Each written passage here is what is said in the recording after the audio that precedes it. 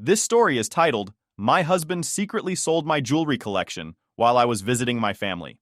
When I returned home, he told me with a smug expression, I made a major business move while you were away. Now he's facing fraud charges, and I'm finally free. Hi, everyone. Before we dive in, a quick favor. If you enjoy content like this, please hit the subscribe button. It's free, supports the channel, and make sure you never miss out on amazing videos. All right, let's get started. Hey, everyone. So, I need to vent because this thing I've been dealing with is just, I don't even have the words. I've always thought I had my life somewhat together. You know, nothing too crazy, steady marriage, a decent job, friends I can count on. But last week, my husband decided to throw all that into question with this ridiculous stunt. I don't even know what's real anymore. Let me just lay it out, and you can tell me if I'm losing my mind here. So, I'd been away for a few days visiting my family. My mom wasn't feeling great, and since I hadn't seen her in a while, I figured it'd be nice to spend some time with her. My husband, Travis, didn't come because he said he had work stuff to handle, which is pretty normal for him. I didn't think much of it because Travis has always been a guy with big dreams, and I mean big. He's the kind of person who can spend an entire afternoon convincing you that his latest idea is the next big thing. Bethany, this is it. This is going to change everything, he'd say, with that confident grin of his. And honestly, I used to love that about him. He was ambitious, driven, and full of ideas. But with Travis, those big ideas didn't always come with big follow-through. He'd dive headfirst into something, throw everything he had into it, and then, when it didn't pan out the way he wanted, he'd move on to the next brilliant plan. I can't even count the number of projects he's started and abandoned. There was the app he wanted to build, the online store he was sure would go viral, and that time he wanted to flip houses even though we didn't have the money to buy one, let alone renovate it. Anyway, fast forward to when I get back. I walk through the door, dragging my suitcase behind me, and there's Travis, sprawled on the couch like he's king of the world, with a grin on his face.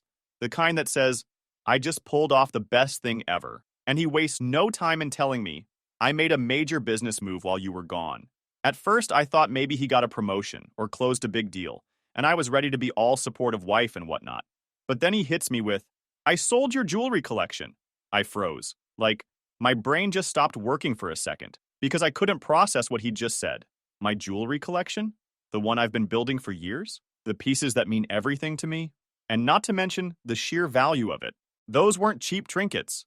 My collection was worth thousands. Some of the pieces had been appraised for insurance purposes, and I knew for a fact that a single item could cover a month's mortgage. I asked him to repeat himself, hoping I'd misheard, but no, he doubled down like he'd just discovered the secret to eternal life. Bethany, it's brilliant. I sold every piece, and it funded my new business venture. You're going to thank me when this takes off. I stood there, stunned. My jewelry wasn't just some random trinkets you grab off a rack. It was my collection, built over years with meaning behind every piece. Some were heirlooms from my mom and grandma. Others were rewards to myself, like the gold necklace I bought after landing my first real job, or the diamond bracelet my mom wore on her wedding day. Every single one held a memory, a story. And now, according to Travis, they were gone. When I finally managed to speak, my words came sharp. What gives you the right to sell something that isn't yours? You didn't even ask me. Do you have any idea how much that collection was worth? Those weren't just sentimental, they were worth thousands of dollars, Travis. Pieces I worked for, saved for, cherished. He brushed off my words like I just complained about the weather. Oh, come on, Bethany. It's not like you even wore half of it. It was just sitting there collecting dust. Now it's actually doing something productive. I couldn't believe what I was hearing. Travis, that wasn't your call to make. That collection was mine. You had no right to touch it, let alone sell it. I demanded. Where is it, Travis? Who did you sell it to? Tell me right now. My voice shook as I struggled to keep from screaming, but he didn't even look up from his phone. It's gone, Bethany. Sold. Why do you even care so much? It's not like it was doing anything useful sitting in a drawer. That was it. Useful? You think you've done something noble here? I snapped. You've stolen from me, Travis. This isn't just about some jewelry. It's about trust. How could you do this and think I wouldn't care? He finally looked at me, but not with remorse. Instead, there was that infuriating smugness, like he was still convinced he'd done the right thing. Bethany, this is bigger than your attachment to shiny objects. I used them to create an opportunity, one that benefits both of us. You're unbelievable, I spat. You stole from me, and now you're trying to justify it. I'm not asking for an explanation, Travis. I'm demanding the truth. Where is my jewelry? But he just stood there, unmoved. It doesn't matter where it is. It's gone. You don't need to know the details. What matters is what I'm building. His refusal to answer made my stomach twist. The audacity, the arrogance. It was like I was staring at a stranger. You don't get to decide what matters, Travis, I said, my voice colder now. You don't get to take what isn't yours and hide behind excuses. I will find out where my jewelry is, and you will be held accountable. And with that, I walked out of the room, leaving him with his delusion. But one thing was clear. I wasn't letting this go. That night, I couldn't sleep. I just kept staring at the empty spot in my dresser where my jewelry box used to be. I wanted to scream, cry, and destroy the house, all at the same time. But then, I remembered something. A few months ago, there had been a string of burglaries in our neighborhood, and I'd gotten paranoid about my valuables. I'd bought these little tracking devices online, tiny things that you could hide in jewelry clasps or on the back of a pendant. At the time, it felt like overkill, but now? Now it felt like a stroke of genius. I got out of bed and grabbed my phone, opening the app that came with the trackers. I wasn't expecting much. I figured the devices might be dead or out of range by now. But when the screen loaded, I was totally shocked. There they were, little red dots on a map, showing the exact locations of my pieces. One of the dots was at a consignment shop downtown. Another had already made its way to some industrial warehouse across the city. One was moving, like actively changing locations as I watched. I had that satisfaction. Travis thought he'd gotten away with this, but he had no idea what I'd done.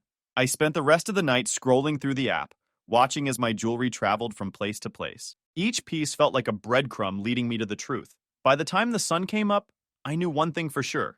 I wasn't going to let Travis get away with this. But I also knew I couldn't just blow up on him without a plan. He's the kind of person who talks circles around you until you start questioning your own sanity. If I was going to confront him, I needed to have all my ducks in a row. So I called my best friend, Jessica. She's the kind of person who doesn't sugarcoat anything, and I needed someone to give it to me straight. Bethany, Jessica said, this guy's got more red flags than a theme park. I'm telling you, the cops aren't going to stop at the jewelry. They're going to dig up everything. I just felt both validated and overwhelmed. Do you really think I need to involve the cops, though? I mean, it's not like he robbed a bank. He's just Travis. Jessica shot me a look. Girl, stop. He didn't just sell some random junk from the garage. He stole your jewelry, your heirlooms, and he did it behind your back. That's not a mistake. That's a calculated move. And I guarantee you it's only the tip of the iceberg. I knew she was right. As much as I wanted to handle this on my own, the situation was way bigger than me. Travis didn't just cross a line. He bulldozed right over it. If I let this slide, who knows what he'd try to pull next. I spent the rest of the morning gathering everything I could. Screenshots of the tracking app, receipts for the jewelry, even photos of me wearing the pieces at different events. And I walked into the police station. I explained every detail to the offices. And when I showed him the tracking app, he said, "This is good evidence," he said, nodding. "We'll start looking into it right away." After leaving the police station, I kept staring at the map on my phone. Those little red dots weren't just tracking my jewelry. They were showing me exactly how far Travis had gone behind my back. It wasn't just about the money or the theft anymore. It was about trust, or really, the complete lack of it. And I wasn't sure I'd ever get that back. The rest of the day, I couldn't focus on anything except the app, refreshing it constantly to see if anything changed. One of the dots had stopped at a warehouse in the industrial district, while another was now sitting at some boutique on the other side of town. I felt like I was in a real-life detective movie, except the person I was tracking wasn't some stranger. It was my husband. When Travis got home that evening, I was exhausted. Not physically, but emotionally. I'd spent hours going over everything in my head, trying to figure out how someone I'd spent years with could do something like this. When I heard his car pull into the driveway, I took a deep breath and braced myself. This wasn't going to be pretty. As soon as he walked in, I knew he could tell something was up. I didn't even bother with small talk. "We need to talk," I said, standing in the middle of the living room like I was guarding something. He smirked. That same stupid smirk he'd had when he told me about the jewelry. "What's with the attitude? You're still mad about the jewelry, aren't you?" "I told you, Bethany, it's for the greater good." Yeah, I said. "Travis, you stole from me. You sold my jewelry without asking, without even telling me, and now you're acting like you did me a favor?" He flopped onto the couch, like we were having a petty argument about who forgot to do the dishes. "You're being so dramatic," he said. "It's not like you wear them every day. I turned something useless into an investment. You'll thank me when this takes off." And that's when I lost it. I slammed my phone down on the coffee table so hard he actually flinched. "You think I don't know what you did?" I snapped. "Do you think I'm that stupid, Travis? Because guess what? I've been tracking every single piece you sold. I know exactly where they are." His face went pale for a split second, but then he tried to cover it up with a laugh. Tracking? What are you even talking about? I leaned in closer. You didn't know, did you? Well, babe, months ago, I installed trackers on my most valuable pieces for security, and now I've got proof that you stole them. So don't sit there and act like this is no big deal. For the first time, Travis looked genuinely nervous. His hands fidgeted, and he avoided eye contact. Bethany, listen. He shifted completely. I didn't mean for it to go this far. No, I cut him off. Don't you dare try to spin this. You knew exactly what you were doing. You didn't care about me or how much those pieces meant to me. You only cared about your stupid business empire. He stood up then, trying to tower over me like that would somehow make me back down. I did this for us, he said, his voice rising. I'm building something that's going to benefit both of us in the long run. Why can't you see that? Because it's not about us, Travis, I shouted back. It's never been about us. It's always about you. Your ambitions, your plans, your needs. And now you've crossed a line you can't uncross. We stared at each other in silence for a moment. I could see the wheels turning in his head as he tried to figure out his next move. Finally, he sighed and said, Fine. If you want your stupid jewelry back, I'll figure it out. But you need to stop acting like I committed some crime. Oh, I'm sorry, Travis, I shot back. Selling someone's belongings without their consent isn't a crime now? Maybe you should tell that to the police since they're already investigating. That got him off guard. You went to the cops? He asked. Of course I did, I said. What did you think was going to happen? That I'd just sit here and let you get away with it? He looked mad, and for a moment, I thought he might yell. But instead, he just shook his head and muttered, You're making a huge mistake, Bethany. If you think this is going to end well for you, you've got another thing coming. I didn't respond. I was too angry, too hurt, and honestly, too tired to argue anymore. I just turned and walked away, leaving him standing in the living room with whatever thoughts were running through his head. That night, I locked myself in the bedroom and started going through the photos and receipts I'd gathered earlier. I wanted to make sure I had everything in order, just in case Travis tried to pull something.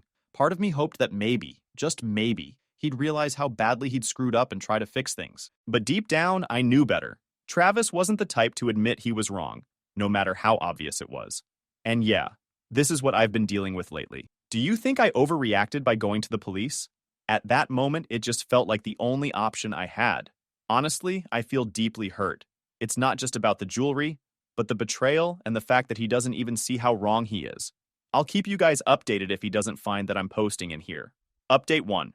Hey guys, here's an update because things have gotten into unexpected roads since my last post. The day after I confronted him, things felt off. He was quieter than usual, which wasn't like him at all. Normally, even when he was in trouble, he'd talk his way around it, throw out excuses, or turn the blame on me somehow. But this time, he didn't even try. Instead, he left the house early without saying much. He didn't mention where he was going or when he'd be back, just grabbed his keys and walked out. That should have been my first red flag. I spent the morning refreshing my tracking app, hoping for updates from the officer. It was slow progress, but they were doing their job. One of the rings was still at the consignment shop downtown, and 2 other items had been tracked to a warehouse. The officer said they'd reached out to the businesses involved and were working on getting the pieces back. I thought that would bring me some peace of mind, but honestly, it just made me angrier. Every time I saw one of those dots on the map, it reminded me of how little Travis thought of me, of how easy it was for him to sell my things, like they were just meaningless objects gathering dust. By midday, I couldn't sit around anymore. My best friend Jessica texted me to check in, and I ended up spilling the whole story in a long, messy rant. Her response was immediate. He's hiding something bigger. You know that, right? I didn't want to believe it. I mean, how much worse could it get? But deep down, I knew she was probably right. Travis wasn't just a guy who made a bad decision. He was a guy who thought the rules didn't apply to him. And if he was capable of selling my jewelry behind my back, what else had he been hiding? That afternoon, I got a call from the officer. Bethany, we've recovered the sapphire ring from the consignment shop and one of the bracelets from the warehouse, he said. But there's something else you should know. I asked for clarification. He said, we've started looking into your husband's financial records, and there are some discrepancies. Large sums of money being moved between accounts that don't make sense. I sat down hard on the couch, my head spinning. What kind of discrepancies? Potential fraud, he explained. It looks like he's been funneling money into separate accounts, some tied to his business, and others under different names. We're still investigating, but this could be bigger than we initially thought. Fraud, separate accounts, different names. My mind couldn't process it all at once. This wasn't just about my jewelry anymore. This was about Travis building his so-called empire on lies and deception. Am I in trouble? I asked. Not at this point, the officer reassured me. But you'll want to keep your finances separate moving forward. If you have any joint accounts, consider consulting a lawyer to protect yourself. As soon as I hung up, I felt like the floor had been ripped out from under me. Things are getting worse than I anticipated. I don't know if I'm doing the right thing. It feels like things are getting fractured. What do you think I should do next? Should I even continue in this relationship anyway? Update 2. Hey again. In my last post, most of you in the comments suggested that I confront him. So I did, but it didn't lead anywhere. Instead, things got messier. How it went. When Travis came home the other evening, I was ready for him. I'd spent the entire afternoon gathering every piece of financial information I could find. Bank statements, receipts, anything that might give me a clearer picture of what he'd been up to. I didn't know how much of it would make sense, but I figured it was better to be overprepared. He walked in, saw me sitting at the kitchen table with stacks of papers, and immediately looked defensive. What's all this? He asked. Sit down, I said. We need to talk. Again? He muttered. But he sat anyway, folding his arms like a teenager caught sneaking out. I didn't waste time. The police are looking into your finances, I said, watching his reaction carefully. They think there's fraud involved. Accounts under different names, money moving around without explanation. Do you want to tell me what's going on? For a second, he looked like he might deny it, but then he smirked, this cold, calculated smirk. So now you're spying on me too? That's rich. Don't, I said sharply. Don't try to turn this on me. You did this, Travis. You sold my jewelry, and now the police are finding even more. So tell me the truth. What's really going on? He leaned back in his chair. You wouldn't understand. This is business, Bethany. Big moves require risks, and sometimes those risks don't look pretty. I stared at him, baffled with the audacity. You call stealing from me a risk? You call fraud a risk? Travis, this isn't just unethical, it's illegal. His face darkened. You don't get it, do you? Everything I'm doing is for us, for our future. You're so focused on your little trinkets that you can't see the bigger picture. I slammed my hand on the table. Don't you dare try to justify this. You didn't do this for us. You did this for you. You're selfish, Travis. You always have been. But I was too blind to see it. He stood up yelling, You think you're so righteous, don't you? Going to the cops, digging through my business. You're sabotaging everything I've built. Built on lies, I shot back. If you think I'm just going to sit here and let you ruin everything, you're wrong. I'm not the naive little wife you think I am. At that moment, I saw a flicker of something in his eyes. Fear, maybe, or realization. But it was gone as quickly as it came. He stormed out of the room, slamming the door behind him. That night, I called Jessica and told her everything. The fraud, the confrontation, the fact that Travis seemed more angry than remorseful. What do I do? I asked her. She said firmly, First, get a lawyer. This is bigger than just getting your jewelry back, Bethany. You need to protect yourself, financially and legally. I hated that she was right, and that this was where my marriage had ended up. But I couldn't ignore the reality anymore. Travis wasn't just reckless, he was dangerous. And if I didn't take action, I'd be the one left cleaning up his mess. The next morning, I made an appointment with a lawyer Jessica recommended. As I sat in her office explaining everything she said, You're doing the right thing, she said. We'll start by securing your personal assets and filing for separation. The sooner you distance yourself financially, the better. After that meeting with the lawyer, I knew I'd taken the first real step toward reclaiming my life. For so long, I'd let Travis make decisions, bulldoze over my boundaries, and justify his selfishness under the guise of ambition. But this time, I was done playing along. I was going to fight for myself, something I should have done a long time ago. When I got home, I opened my laptop and started going through every financial document I could find. Bank statements, credit card bills, even old receipts. I was determined to untangle myself from whatever web Travis had spun. I didn't trust him anymore, not with my things, not with my money, and definitely not with my future. I spent hours combing through everything, making a list of all our joint accounts and anything with his name attached to it. It was overwhelming, to say the least. There were charges I didn't recognize, transfers that didn't make sense, and entire accounts I didn't even know existed. By the time I was done, it was late, but Travis still wasn't home. I wasn't surprised. After our fight the night before, he'd been avoiding me like the plague. I wasn't complaining. I needed the space to figure out my next move. The next morning, I scheduled a bank appointment to separate my finances from Travis's, knowing I had to act quickly to protect myself. At the bank, I requested to remove my name from joint accounts and secure my personal assets, despite feeling out of my depth. The clerk explained they'd need documentation of my lawyer's separation filing to freeze the joint accounts and protect my funds. Though the idea of freezing accounts made me nervous about Travis's reaction, I reminded myself this was about safeguarding my future. As I left the bank, I got a text from Jessica asking, "How's it going? Any updates?" I filled her in on what I'd been doing, and she responded almost immediately, "Proud of you. This isn't easy, but you're handling it like a boss." Her words gave me a small boost of confidence. It wasn't much, but it was enough to keep me going. That's it for today's update. I'm honestly grateful for Jessica standing by my side since I can't tell my parents about all this, because they will only get worried and not help much. I'm mostly worried about my jewelry, because after all this, I want at least to get my jewelry back. Don't you think? Update 3. Okay guys, guess what? I got some news about my jewelry. Do you remember the last call with Jess? Well, later that day after I posted that update, I got another call from the officer handling the case. "Bethany, we've recovered more items from your collection," he said. "A necklace and a pair of earrings were traced to a private auction house. The auctioneer has agreed to return them once we confirm ownership." That brought tears to my eyes. For weeks, it had felt like everything I cared about was slipping through my fingers. But now, little by little, things were starting to come back. "Thank you," I replied. "I can't tell you how much this means to me." "There's more," he continued. "We've uncovered additional financial discrepancies tied to your husband's business. It appears he's been using funds from the sale of your jewelry to cover other debts. The investigation is expanding." For me, it was validation that I wasn't crazy. Travis really was hiding things. However, it also meant the situation was even messier than I'd thought. That evening, Travis came home, and I could tell right away he was in a mood. He slammed his keys on the counter and gave me a look that was half angry, half defeated. "What did you do at the bank?" he demanded. I didn't flinch. "I'm separating my finances," I said plainly. "You've left me no choice." He laughed bitterly. "No choice? You're acting like I've committed some heinous crime. All I did was make a business move, Bethany. One that's going to pay off for both of us if you just stop fighting me on it." I shot back. "You mean fraud? Because that's what the police are calling it. And if you think I'm going to stand by and let you drag me down with you, you're delusional." His face twisted into something ugly. I can't decide whether it's anger, fear, or desperation, but all rolled into one. "You've been talking to the cops?" he hissed. "You really want to destroy everything I've worked for, don't you?"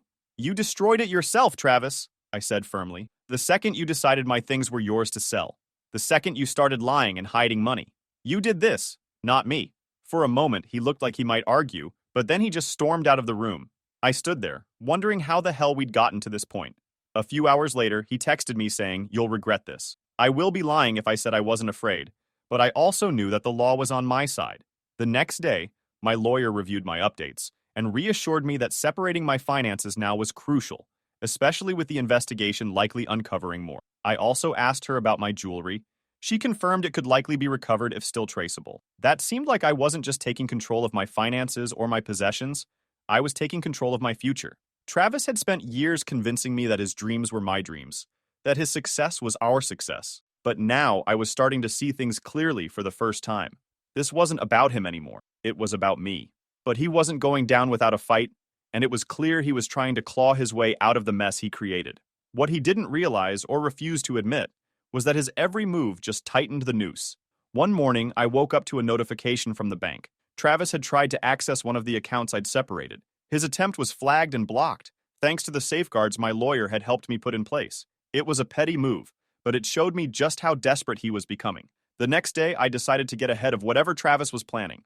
Since he sent me that, "You'll regret this" text, I went to the bank to triple-check my accounts and confirm he couldn't access anything. The banker reassured me that everything was secure, but I couldn't shake the paranoia. Travis had always been good at finding ways to manipulate a situation to his advantage. That evening, my lawyer called with an update. "The DA's office is filing formal charges against Travis for fraud, theft, and tax evasion," she said. "This is a major step forward." I felt a mix of relief. What happens next? "He'll be served soon," she said. "But be prepared. He might lash out when it happens. Just document everything and let me know if he does anything threatening." She didn't have to tell me twice. I forwarded her the text Travis had sent earlier that week. "You'll regret this." "That's exactly the kind of thing I need to know about," she said. "You're doing everything right, Bethany. Keep standing your ground." Finally, a few days later, Travis was officially served. I found out when he called me, his voice venomous. "You think you've won, don't you?" he spat. "You think you can destroy me and walk away clean." I stayed calm. "This isn't about winning, Travis. It's about holding you accountable." "Accountable?" he shouted. "You're ruining my life. You don't even see what you've done, do you?" "I didn't do this," I said evenly. "You did." For a moment, there was silence. Then he muttered, "This isn't over," and hung up. At this point, I'm done with him. I'm planning to file for divorce because, honestly, how am I supposed to give him another chance after a betrayal like this? It started with selling my jewelry and turned into fraud, then God only knows what he'll pull next? What do you guys think? Final update. Hey everyone, thought of giving you a final update on that mess. I wouldn't say things went great, but at least I stood my ground. So, do you remember Travis's words on that last call? They didn't fill me with fear or make me question myself. If anything, they felt empty, like the last desperate gasp of someone who had already lost everything. And in that silence, I made a decision that felt both inevitable and freeing. I was done. There was no salvaging this, no going back. I needed to move forward, and that meant divorce. The next morning, my lawyer called with an update. Bethany, the divorce is progressing faster than expected, she said. With the charges against Travis and the evidence we've provided, the court is likely to rule in your favor regarding assets and financial separation. Hearing those words solidified my choice. This wasn't just about cutting ties. It was about reclaiming my life. Travis had spent years making me feel small, overlooked, but now, for the first time, I felt like I was taking control. The court hearing came a few weeks later. I walked in feeling a mix of nerves and resolve. Travis was there, of course, looking every bit as smug as he always did. But this time, it didn't bother me. His charm, his arrogance, none of it had any power over me anymore. The judge reviewed the evidence, from the police investigation to the financial records. My lawyer laid everything out clearly and confidently, leaving no room for doubt. By the time it was over, the ruling was exactly what I'd hoped for. I was granted a full divorce, with no financial ties to Travis. The remaining pieces of my jewelry were to be returned as soon as they were recovered, and Travis was on the hook for his legal mess, not me. As I walked out of the courtroom, Travis tried to catch up to me. He called my name, his voice softer than I'd expected. Can we talk? I turned to face him, feeling strangely calm. There's nothing left to talk about, Travis. He didn't argue. He just nodded and walked away. Watching him leave, I felt an overwhelming sense of relief. This chapter of my life was finally closed. In the weeks that followed, I focused on rebuilding. My lawyer helped finalize the separation of assets, and the police recovered the last piece of my jewelry, the diamond bracelet my mom wore on her wedding day. Holding it in my hands, I felt finally relieved. That bracelet wasn't just an object. It was a reminder of my history, my family, and my strength. Getting it back felt like reclaiming a piece of myself that Travis had tried to take away. Jessica came over to celebrate that night, bringing pizza and a stack of cheesy rom-coms. To Bethany, she said, raising her soda can in a toast. The woman who survived a total train wreck of a husband and came out stronger than ever. And I couldn't agree more. And yeah, it's been a few months now, and life looks completely different. My house feels like mine again, a peaceful, safe place instead of a battleground. My jewelry, every piece I got back, is stored safely in a new box. And this time, it's not just a collection, it's a symbol of my perseverance. I'm taking things one day at a time, figuring out what I want my future to look like without Travis or his chaos holding me back. If there's one thing I've learned through all of this, it's that people can surprise you, for better or worse. I never thought Travis would betray me the way he did, but I also never thought I'd find the strength to stand up for myself the way I did. It wasn't easy, and there were moments I wanted to give up. But looking back now, I can say without a doubt that it was worth it. To anyone out there going through something similar, trust yourself, trust your instincts, and don't let anyone make you feel like you're powerless, because you're not. If I can get through this, so can you. Thanks for sticking with me, Reddit. Here's to new beginnings.